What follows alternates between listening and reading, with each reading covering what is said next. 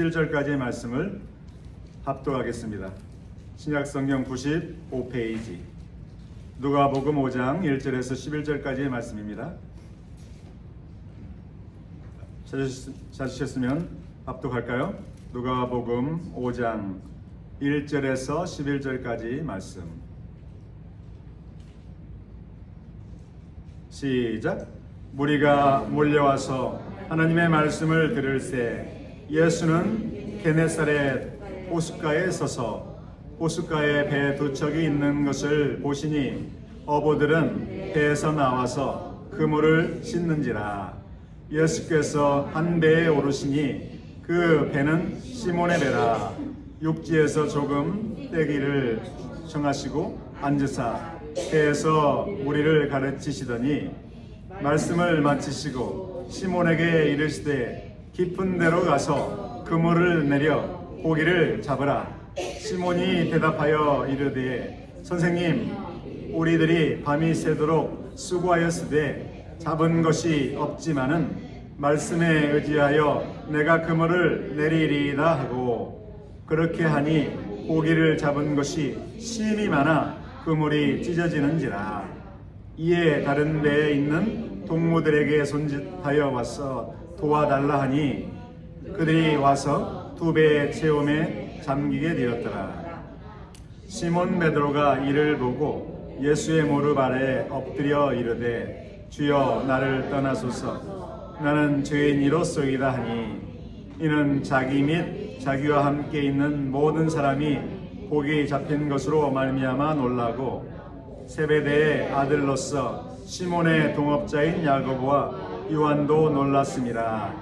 예수께서 시몬에게 이르시되 무서워하지 말라. 이제 후로는 내가 사람을 취하리라 하시니 그들이 배들을 육지에 대고 모든 것을 버려두고 예수를 따르니라. 아멘. 하나님의 말씀입니다. 잠시 기도할까요? 여호와 하나님 아버지, 오늘 복된 말씀을 사모하여 귀를 기울이길 원하오니 주님 말씀하여 주옵소서. 주의 종들이 생명의 말씀을 듣겠습니다. 주님 그 말씀으로 우리의 모든 영과 혼과 관절과 골수가 강건함을 덧입히기를 원합니다.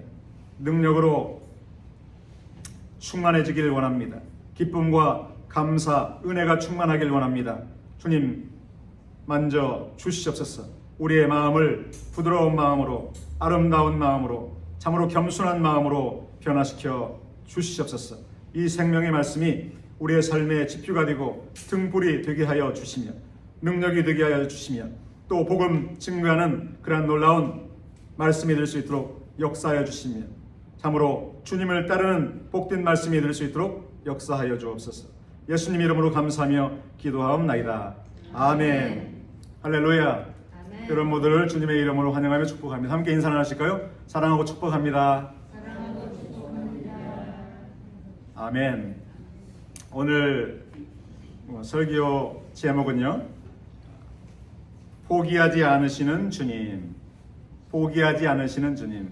본문에 보면 예수님께서 제자들을 다시 찾아가셨거든요. 그 제자들은 처음 만난 제자들이 아니고 이전에 만났던 제자들이에요. 그래서 그들이 예수님을 다시 만나게 된 것은 예수님의 은혜예요. 예수님의 사랑이고 포기하지 않는 예수님을 보여주는 그런 내용이 본문에 전개되는데요. 예수님은 그 제자들만 포기하지 않으시는 것이 아니라 우리 한 사람 한 사람도 포기하지 않으신 줄로 믿습니다. 아멘. 우리 예수님이 누구를 포기하지 않으신다고요? 나를. 함께 해볼까요? 나를. 예수님이 우리를 포기하지 않으신다는 것이죠. 얼마나 이 포기하지 않으시는 예수님을 생각할 때 은혜가 되는지 모르겠습니다. 오늘 그런 내용을 가지고 함께 상고해보고자 합니다. 예수님이 이 제자들, 본문에 나온 제자들을 만난 시점은 오늘 본문이 기록된 그 시점이 아니라 그 이전이에요. 이전. 훨씬 앞서서 예수님을 만났는데 어디에서 만났는가? 요한복음에 보게 되면 그들의 만남, 예수님과 제자들의 만남이 소개가 돼요. 이 누가복음이나 마태, 마가에는 그 내용들이 기록이 되지 않기 때문에 오늘 본문을 보게 되면 마치 예수님이 처음 제자들을 만난 것처럼 이렇게 생각이 되는데 그렇지 않아요. 단순히 우리가 생각할 때 아무리 예수님의 은혜가 크고 놀랍지만 또 예수님의 놀라운 그 말씀을 순종할 때 제자들이 놀라운 경험을 했잖아요. 밤새도록 고기를 한 마리도 잡지 못했는데 예수님께서 말씀하시는 그 말씀을 듣고 따름으로 말미암아 그물이 찢어질 정도로 많은 물고기를 잡았다는 그 기적만으로 하루아침에 제자들이 예수님을 따를 수 있는 그러한 분위기가 조성된다는 것은 사실 우리가 쉽지 않은 그러한 분위기죠. 무슨 얘기를 드리느냐면 예수님을 이전에 만났고 그 만남 가운데 그들 가운데 예수님께서 베푸신 또 하나의 은혜가 앞선 은혜가 있었기 때문에 또다시 이런 은혜를 다시 한번 체험함으로 말미암아 이들이 자신의 생각을 철저히 내려놓고 예수님의 부르심에 순종하게 되었다는 거죠. 아멘. 우리의 삶을 비교해 볼 때도 마찬가지죠. 우리는 과거에 처음 한 번 예수님을 믿을 때 그 시점을 통해서 지금까지 믿어왔는데 그 많은 기간들이 흘렀죠. 많은 과정들이 있었고 사건들이 있었어요. 시험 당하는 일도 있었고 또 참으로 은혜를 크게 체험할 때도 있었어요. 그런데 우리의 과거의 경험을 보면 초지일관 예수님을 끈질기게 어떠한 풍파에도 불구하고 끈질기게 예수님을 쫓아왔는가를 생각해보면 그렇지 않다는 거예요. 우리의 힘으로는 예수님을 지금까지 따라올 수 없었다는 것을 우리는 입술로 고백할 수밖에 없지 않습니까? 아멘. 이 베드로와 그 나머지 그 동역자인 그 고기잡이를 했던 그 형제인 이제 베드로와 안드레나 또 다른 야고보나 요한 이 형제들 마찬가지였어요. 이제 세례 요한이 예수님에게 세례를 주었던 요단강이 있었죠. 요단강에서 많은 사람들에게 세례를 베풀 때 예수님도 그곳에 세례를 받기 위해서 세례 요한에게 나온 적이 있었어요. 그래서 세례 요한이 많은 사람들에게 예수님에 대해서 소개를 하죠. 자신은 철저히 낮아지고 예수님만 높임받아야 된다는 것을 세례 요한은 잘 알았던 거죠. 그래서 저분을 보라. 하나님의 어린 양이로다. 나는 물로 여러분들에게 세례를 베풀지만 저분은 불과 성령으로 세례를 베푸시는 분이다. 아멘. 세례 요한이 예수님을 소개해서 사람들로 하여금 예수님을 주목하고 예수님을 따르게 했어요. 그때 이 베드로와 안드레와 요한과 또 야고보와 또 다른 나엘이라든지 이런 제자들이 있을 때 그들이 예수님을 쫓기 시작했던 거죠. 그들과의 만남은 이전에 오늘 본문에 나온 그 배경에서 만남이 아니라 이미 이루어졌던 만남이에요. 세례 요한의 사역지에서 예수님과 제자들의 만남이 이미 이루어졌죠. 그래서 예수님과의 교제가 있었고 예수님이 그들을 또 따르도록 부르시지 않았겠어요? 그런데 그 사역지를 떠나서 이제 자기들의 고향으로 갈릴리로 내려왔던 거예요. 이제 장소의 이전이 있었던 거죠. 장소의 이전. 그래서 유대 지역에서 예루살렘 근처의 유대 지역에서 요단강에서 동네를 떠나서 집회 장소에 왔다가 우리도 큰 집회가 있다면 어느 모임에 가잖아요. 어떤 큰 대집회에 가서 다시 우리 동네 우리 산을 살던 곳으로 교회로 돌아오잖아요.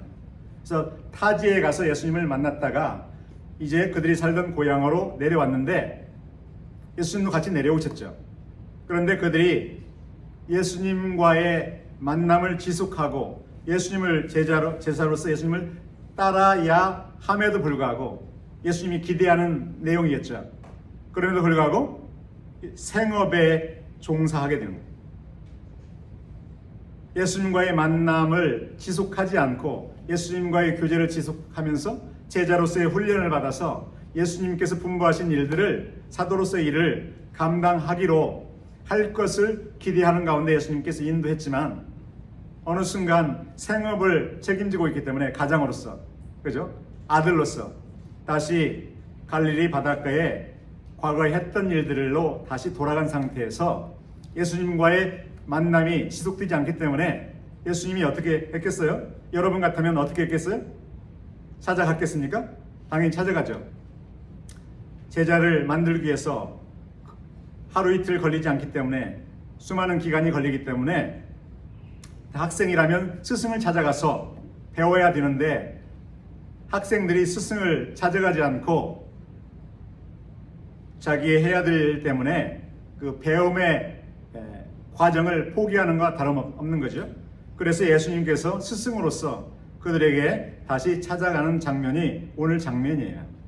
그래서 호숫가에 2절에 보니까 호숫가에 배 두 척이 있는데 사람들이 이제 밤새 고기를 잡으러 나갔다가 한 마리도 잡지 못한 상태에서 이제 돌아온 상태에서 그물을 씻고 있는데 예수님께서 그들에게 찾아가서 말씀하시는 거죠. 배에 오르셔서 3절에 보니까 예수께서 그들의 배에 오르셔서 예수님을 따랐던 많은 사람들이 있었어요. 1절에 보니까 1절 다시 한번 읽어볼까요? 5장 1절 시작. 무리가 몰려와서 하나님의 말씀을 들을세. 아멘. 무리가 예수님을 지금 추종하고 있어요. 그런데 정말 예수님께서 마음에 두고 계신 제자들은 누구예요? 베드로와 안드레, 야고보와 요한이잖아요. 많은 무리들이 예수님의 기적을 경험했어요. 또 예수님을 따르고 있는데 정말 예수님께서 부르셔서 수제자로 만들고자 하는 사람들은 어떻게 해요? 그 무리 가운데 예수님을 따르고 있지 않잖아요. 희한하죠. 큰 은혜를 받았어요. 예수님과의 개인적인 만남을 가지고 세례 요한을 통해서 소개를 받고 또 세례 요한을 따르다가 이제는 예수님을 따르는 제자로 변화되는 과정에서 예수님을 여전히 따라야 됨에도 불구하고 많은 군중들은 예수님을 따르고 있는데도 불구하고 정말 예수님을 따르기로 계획되어 있는 사람들은 예수님을 안 따르잖아요. 뭔가 이상하죠? 그래서 예수님께서 그들을 그러면 그래 너희들의 마음을 알았어 하고 포기했습니까? 결국 포기하지 않았죠. 예수님께서 마음 먹은 작정하신 제자들이잖아요. 나중에 12제자에 들어가잖아요. 그래서 제자들을 다시 부르시기 위해서 그들이 생업하는 장소에 찾아가신 거죠. 우리 또한 마찬가지 아닙니까? 우리 또한 마찬가지 아닙니까? 우리 과거에 우리의 신앙의 연륜 경륜들을 돌이켜보면은 그러한 부분들이 있잖아요. 우리가 실족할 때 주님은 우리를 방치하셨습니까? 우리가 주님과의 거리가 멀어져 있을 때 우리를 주님은 그냥 방치하시고 그냥 잊어버리시고 개의치 않으시고 간섭하지 않으셨습니까? 간섭하지 않은 것이 아니죠. 마치 예수님께서 베드로를 찾아가시고 제자들을 찾아가셔서 그들 다시 한번 그들에게 예수님의 마음을 여셔서 그들에게 예수님의 말씀 또 예수님을 다시 한번 상기시키기 위해서 예수님이 누구인지를 그들에게 보여주시기 위해서 그들에게 찾아가셔서 어떻게 말씀하시죠? 어떻게 인도하시죠? 3절 함께 읽어볼까요? 시작. 예수께서 한 배에 오르시니 그 배는 시몬의 배라. 육지에서 조금 떼기를 정하시고 앉으사 배에서 무리를 가르치시더니. 일단 예수님께서 하나님의 말씀을 거기에 모인 무리들을 위해서, 또 거기에 있었던 그 베드로나 나머지 사람들을 위해서 하나님의 말씀을, 생명의 말씀을 증거하신 후에 그 말씀을 먼저 증거하시고, 그 다음에 4절에 보니까 시몬 베드로에게 이르시되, 아직은 베드로라는 이름은 얻지 않았죠. 시몬에게 이르시되 깊은 데로 가서 그물을 내려서 고기를 잡으라. 예수님께서 특별히 베드로를 위해서, 또 그 예수님을 따르기를 중단했던, 예수님을 잊고 살았던, 그 어느 기간 동안 잊고 살았던 그들을 다시 한번 부르시기 위해서 말씀을 하시죠. 그러니까 시몬이 5절에 보니까 선생님이라고 불러요. 선생님. 이미 예수님은 주님이시라는 것을 세례 요한이 증거했거든요. 또 안드레가 자기 형인 베드로에게 내가 메시아를 만났다라고 해서 안드레가 베드로를 예수님께 이끌었잖아요.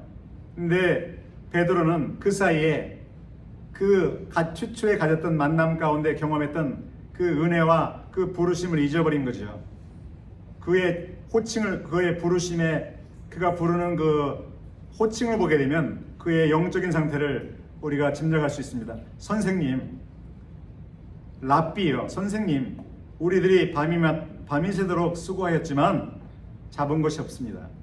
그러나 예수님의 권위에 눌려서 순종하게 되는 거죠. 말씀에 의지해서 제가 그물을 내리겠습니다. 기대는 크게 하지 않았지만 그 예수님의 권세에 눌려서 순종하게 되죠. 복종하게 됩니다. 그래서 어떻게 됩니까? 6절 함께 읽어볼까요? 시작. 그렇게 하니 고기를 잡은 것이 심이 많아 그물이 찢어지는지라. 예수님이 이미 그 기적을 경험하게 하셨죠. 예비하신 그 기적입니다. 베드로를 회복시키기 위해서, 제자들을 회복시키기 위해서, 그들을 따르게 만들기 위해서 그러한 놀라운 기적을 지금 베풀어 주신 거죠. 창조주 하나님으로서의 기적이죠. 역사적인 사건이죠. 그래서 이제 어떻게 됩니까? 베드로가 눈으로 기적을 체험하고 나서 그의 반응을 보게 되면 8절입니다. 함께 다시 한번 읽어보죠. 시작. 시몬 베드로가 이를 보고 예수의 무릎 아래에 엎드려 이르되 주여 나를 떠나소서 나는 죄인이로소이다. 이런 고백을 하신 적 있으십니까? 주님 앞에? 주여, 저는 죄인입니다. 저는 어쩔 수 없는 죄인입니다. 주님, 저와 같은 사람을 주님 어떻게 구원하시고자 하셨습니까? 주님, 저는 누구보다도 허물 많은 사람입니다. 이런 고백하신 적이 있으십니까? 베드로의 이 고백에는 무엇이 들어있는지 정확히 모르지만 그의 우러나는 그의 마음 깊은 곳에서 주님을 향한 그 자신의 어떤 신앙 고백이죠. 자신에 대한 고백이기도 하지만 주님이 어느 분인지에 대한 고백이죠. 아멘? 저는 죄인입니다. 그래서 주님, 저는 가치 없는 존재입니다. 저 같은 사람을 포기하지 않고 이끄시고자 저한테 오셨지만 저는 주님을 따를 수 있는 그런 자격이 없는 존재입니다. 아멘? 아멘? 그래서 두려워하는 마음으로 예수님을 향한 그러한 자신의 어떤 모습이 얼마나 비천한 존재이고 자기가 얼마나 연약한 존재인지 예수님께서 이미 자신을 불렀지만 그럼에도 불구하고 자신의 생각을 쫓아 자신의 이성과 자신의 어떤 경험을 쫓아서 정말 자신이 우선순위로 여겼던 생업으로 다시 돌아갔던 베드로에게 예수님은 친히 찾아오셔서 그를 다시 한번 인도하시는 거죠. 그래서 베드로에게 예수님 말씀하십니다. 10절에 보니까 무서워하지 말라. 시몬에게 이르시되 무서워하지 말라. 이제 후로는 내가 사람을 취하리라. 다른 복음서에서는 내가 사람을 낚는 어부로 만들어주리라. 어부가 되리라. 아멘. 예수님의 부르심이에요. 그를 불러주신 예수님. 베드로를 불러주시는 예수님. 베드로만 불러주시는 것이 아니라 우리 모두도 제자로 불러주신 줄 믿습니다. 그리스도인이란 의미는 예수님을 믿는 사람인데요. 의미는 그리스도인은 그리스도를 믿는 사람이지만 실질적인 의미는 무엇입니까? 그리스도를 따르는 사람. 함께 따라서 하시면 좋겠습니다. 그리스도를 따르는 사람. 따르는 사람이 실질적인 그리스도인이에요. 믿는 사람은 따름을 전제로 해서 믿는 거죠. 믿음의 결국은 따르는 거죠. 예수님을 끝까지 따르는 사람이 그리스도인이에요. 그래서 11절 함께 읽어볼까요? 시작. 그들이 베드로를 육지에 대고 모든 것을 버려두고 예수를 따르니라. 예수를 따르도록 하나님께서 제자들과 예수님과의 만남을 세례 요한을 통해서 허락하셨어요. 그래서 많은 사람들 가운데 이 갈릴리의 사람들, 어부들, 비록 배우지 못했지만 정말 그렇기 때문에 더욱더 하나님의 은혜를 필요로 하는 사람들, 예수님의 특별한 가르침이 필요한 사람들, 정말 예수님께서 그들을 가르치실 때 그들이 정말 예수님의 가르침을 순수하게 받아서 따를 수 있는 사람들이 이들이잖아요. 예루살렘에 있는 유식한 사람들이 아니었잖아요. 참으로 그들에 비해서는 무식한 사람들이고 가난한 사람들이고 정말 보잘것없는 사람들이에요. 저희들이 타임스퀘어에 나가서 복음을 전할 때 어떤 사람들이 주로 복음을 잘 영접하는가를 보면 알 수가 있어요.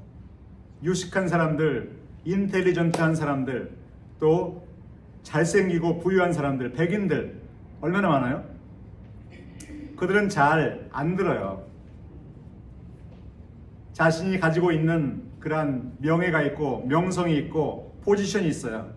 그리고 재물도 넉넉하고 크게 남에게 의지하지 않아도 하나님께 의지하지 않아도 살아갈 수 있는 사람들, 그분들은 복음을 잘 귀담아 듣지 않아요. 관심이 없어 해요. 그런데 특별히 스페니쉬 남미 사람들, 중남미 사람들은 참으로 겸손해요. 그래서 거절을 잘 하지 않아요. 물론 없는 건 아니지만 마치 갈릴리 사람들처럼 예수님은 우리의 마음 중심을 관찰하시는 분이시기 때문에 바로 갈릴리의 어부들을 수제자로 삼기 위해서 작정하신 거죠. 근데 그들의 모습은, 그들이 겸손함에도 불구하고 그들의 사고방식과 그들의 사고방식, 그들의 어떤 배경, 모든 것을 통해서 예수님을 따를 수 있는 그러한 능력이 그들에게는 아직 없는 거죠. 아멘? 우리도 마찬가지죠. 한 사람이 예수님을 처음부터 끝까지 따를 수 있는 능력은 개인들에게 있는 것이 아니에요. 이 본문 마지막에 보게 되면, 11절에 보게 되면 그들이 예수님을 전적으로 따랐다는 것을 보게 돼요. 배들을 육지에 대고 모든 것을 버려두고 모든 것을 포기하고, 그들이 모든 것을 포기하고 예수님만 따르면 생계는 누가 책임져요? 가정의 생계는? 그 가정은 누가 책임지냐고요. 베드로 같은 경우는 부인이 있었잖아요. 다른 사람들은 청년이었겠지만 그렇기 때문에 쉽지 않은 일이죠. 하루아침에 예수님을 따를 수 있는 그러한 여건이 아니었어요. 물고기를 그물이 찢을 정도로 많이 잡은 기적을 체험했다 해도 따를 수 있는 그러한 결정을 하는 것은 쉽지 않은 일이에요.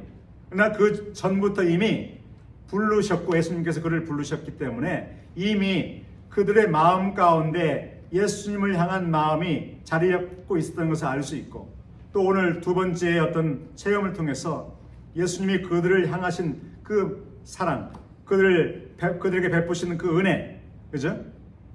나는 비록 죄인이고 허물 많은 사람이고 예수님의 제자로서 자격이 없는 사람이지만 예수님이 전적으로 그들을 불러주신 그 부르심을 그들이 체험했기 때문에, 받아들였기 때문에 전적으로 이제 따르겠다는 결정을 하고 이제 생계를 염려하지 않고 따르는 것을 보게 되죠. 11절에 얼마나 놀라워요? 그렇다면 이 제자들이 이 두 번째 그 결심으로, 두 번째 그 만남을 통해서 이제 장래의 어떤 예수님을 따르는 모습이 이미 확고하게 결정되었고 더 이상 흔들림 없는 그런 제자로서 살 수 있었는가? 어떻습니까? 우리의 모습을 뒤돌아보면 우리가 처음 예수님을 주님으로 영접하고 주님을 고백하고 세례를 받고 또 이제 예배를 주일 성수를 하고 또 11조를 드리고 그러다가 우리의 과정을 보게 되면 흔들림 없는 그러한 초지일관 예수님을 주님으로 영접한 이후에 초지일관 주님을 열심히 섬기고 또 실족한 가운데 다시 한번 예수님의 회복을 통해서 우리가 일어서고 다시 한번 체험을 해요. 은혜를 체험하고 결심을 다시 한번 재결심을 합니다. 주님만을 오늘부터는 진실로 따르겠습니다. 진실로 주님만을 따르고 주일 성수하겠습니다. 주님이 우리에게 저에게 분부하신 명령을 저는 순종하겠습니다.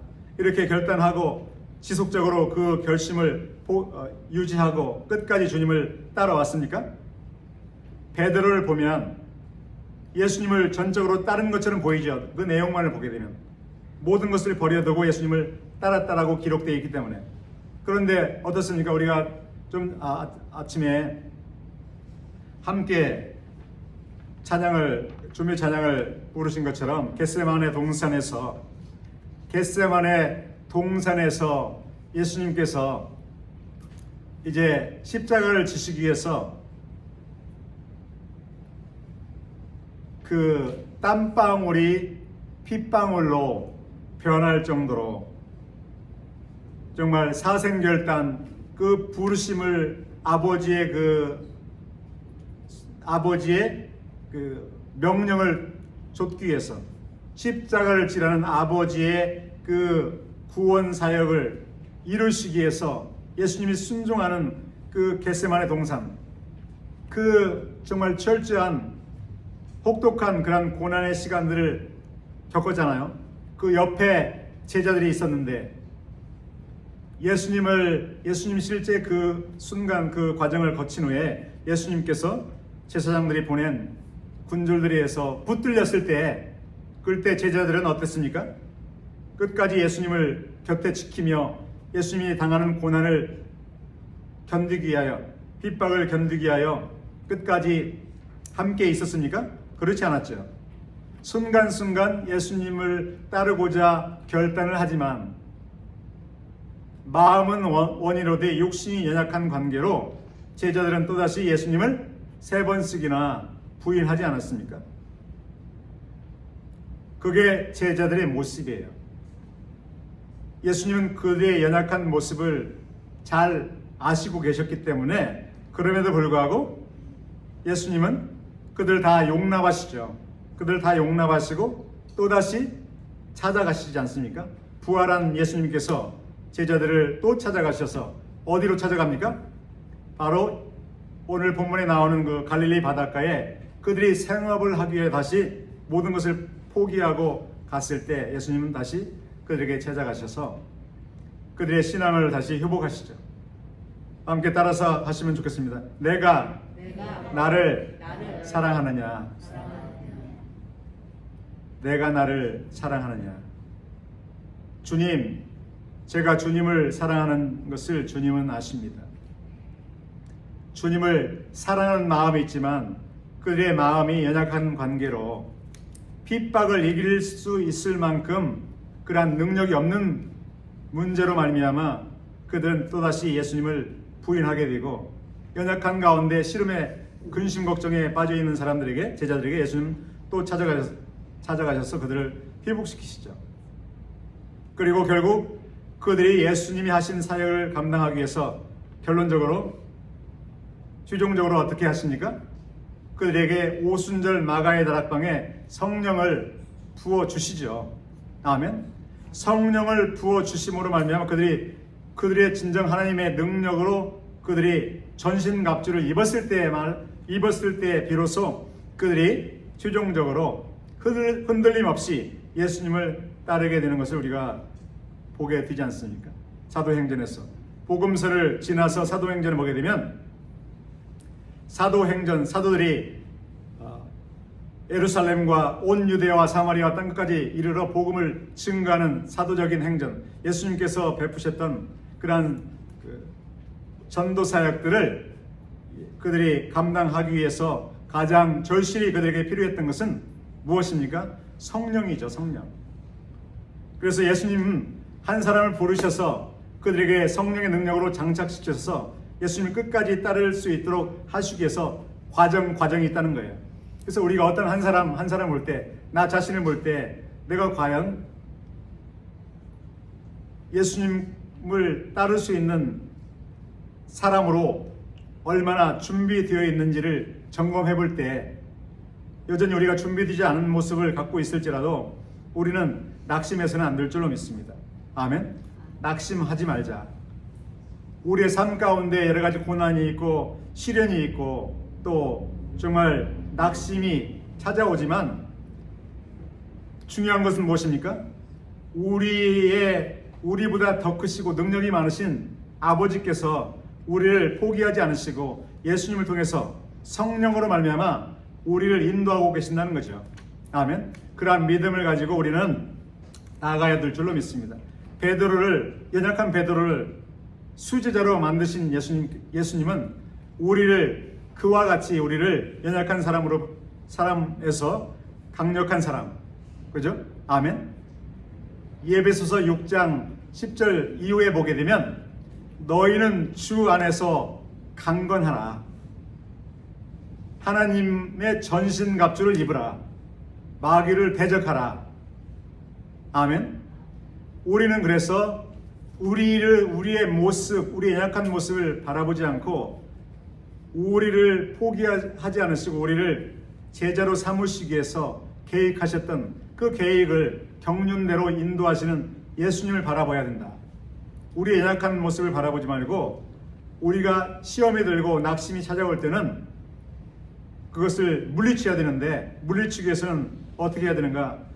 베드로를 일으키신 예수님을 바라봐야 되는 줄 믿습니다. 아멘. 예수님을 바라볼 때 예수님은 우리에게 주님의 능력으로 우리를 강건하게 인도하실 줄로 믿습니다. 그러한 은혜가 이 아침에 우리 모두에게 함께하길 간절히 소원합니다. 모세는요, 육체적으로 강건할 때 모세는 쓰임받지 않았어요. 훈련 과정을 여전히 겪어야만 했어요. 무엇 때문입니까? 자신의 혈기로 말미암아 그 유대인들, 자기 동족을 괴롭히는 사람들을 이제 혈기로 말미암아 죽였잖아요. 살인 행위를 벌였잖아요. 하나님께서는 모세를 쓰지 않으셨어요. 40년 동안 그 광야에서 훈련과 연단을 시키신 거죠. 자신을 의지하지 않고 철저히 하나님 여호와 하나님만을 의지하는 사람으로 그를 훈련시키신 거죠. 어느 상황 가운데, 홍해가 가로막혀 있는 상황 가운데서도 자신을 의지하지 않고 하나님의 말씀만을 의지하게 하여 하나님의 음성만을 듣고 하나님께서 지시하시는 말씀에 철저히 순종하는 사람으로 변화되기 위한 그 연단의 과정을 거친 거죠. 하루아침에 모세가 출애굽의 리더가 된 것이 아니죠. 40년이라는 세월은 짧은 시간이 아니죠. 우리가 연로한 상황 가운데 이제 하나님께서 우리를 부르시는 날이 그렇게 많이 남지 않는 사람이지만, 그래서 우리는 지금 이제 아무것도 하지 않고 편안한 여생만을 보내는 그러한 생각을 우리는 생각을 할 수 있지만 결코 그렇지 않다는 거예요. 모세를 보게 되면 모세는 80살에 부르심을 받았어요. 그에게 사명이 있었기 때문에 사명을 감당할 때까지는 하나님께서 그를 붙들고 계신 거예요. 우리도 마찬가지죠. 우리 한 사람 한 사람은 사명이 있어요. 주님의 부르심에 사명이 있어요. 아멘. 그 사명은 다를 수가 있어요. 또 범위가 다를 수가 있어요. 나는 연로하니까 나는 나의 사명은 끝났다라고 생각해서는 결코 안 돼요. 하나님께서는 우리에게 사명이 있기 때문에, 사명을 주셨기 때문에 우리에게 여전히 호흡을 주시는 거잖아요. 아멘. 우리에게 호흡이 있다는 것은 우리에게 사명이 있다는 거죠. 그래서 우리는 단순하게 이제 손주를 키우고 이렇게 보좌하고 이렇게 도와주고 자녀를 도와주고 이 정도의 수준에서 우리가 여생을 보내서는 안 된다는 거예요. 우리에게 만남을 주시는 사람들, 아직 믿지 않는 사람들에게 이제 복음을 전해야 되고, 또 복음을 전할 수 없는 입장이라면, 몸이 연약해서 우리는 어떻게 해야 됩니까? 어떻게 해야 되죠? 전심으로 기도해야 되죠. 전심으로 교회를 위해서, 우리 고국 대한민국을 위해서, 자유 통일을 위해서. 이 나라 이 민족의 지금 신앙이 얼마나 추락되어 있습니까? 젊은이들이 부모님의 좋은 신앙을 받지 못하고 있어요. 독일에서 오는 사람들은, 젊은이들은 거의 다가 믿음이 별로 없어요. 무엇으로 알 수 있는가? 그리스도인 가정에서 태어났지만 교회 안 나간다. 교회에 나가질 않아요. 거의 신앙생활을 하지 않아요. 예수님의 제자의 삶을 살지 않아요. 거의 다 그래요. 유럽의 어떤 그리스도 크리스천 국가들이 다 그래요. 과거에는 부흥했을 때 그 나라에서 온 사람들이 지금은 거의 명목상의 그리스도인들밖에 없어요. 얼마나 안타깝습니까? 부모의 신앙이 유산이 돼야 되는데 그러지 못하는 것은 얼마나 안타까운지 몰라요. 그래서 우리는 그들을 위해서 기도해야 되고 그들에게 우리의 모습을 보여드려야 돼요. 자녀들이 할머니 할아버지 소천하셔서 장례식을 할 때 그들의 과거에 받았던 신앙들의 고백이 나오는 걸 보면 참으로 다행이잖아요. 우리 할머니 어떻게 나를 키우셨고 어떻게 신앙생활을 했고 얼마나 나를 위해 기도하셨는지 다시 한번 회복하는 시간이 그들에게 주어지잖아요.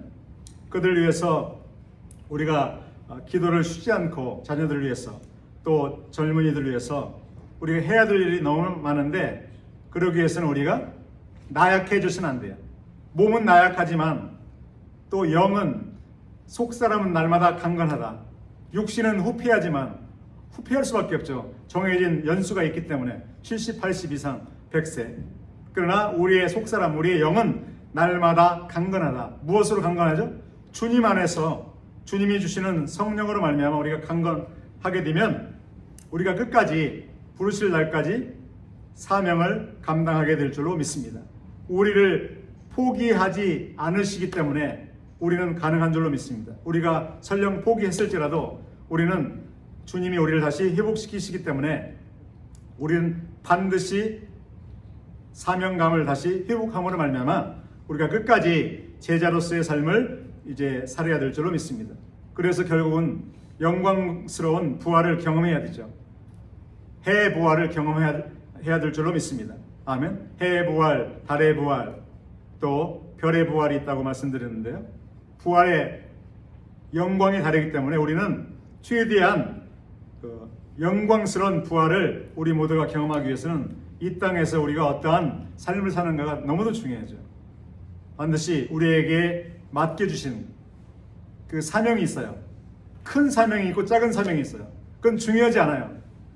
어떤 사람에 비해서 나의 사명은 작다 하더라도 문제가 되지 않는 것은 달란트를 주신 대로 주님께서 계산하시기 때문에 10달란트를 받은 사람은 10달란트를 잘 활용하면 되고 1달란트를 받은 우리는 1달란트만 잘 감당하면 돼요. 아멘. 10달란트는 감당할 수 없어요. 우리가 얼마나 받은 선물을 재능을 잘 감당하는가 그것이 중요하죠. 남이 많은 것 감당하는 것 나와 비교할 필요는 없어요. 아멘. 그래서 우리에게 주신 오늘 본 말씀을 통해서 우리에게 주신 것은 무엇입니까? 나를 결코 포기하지 않으신다. 내가 포기하지 않으면 주님은 나를 포기하지 않는다. 내가 포기하더라도 주님은 나를 다시 회복시킨다는 그러한 믿음과 소망을 가지고 우리가 끝까지 우리에게 과거에 주셨던 그 부르심, 소명들이 있는데 그것을 끝까지 잘 감당하는 저와 여러분 되시기를 이 아침에 우리 주님의 이름으로 간절히 소망하며 축복합니다. 아멘. 기도하겠습니다. 아버지 하나님 감사합니다.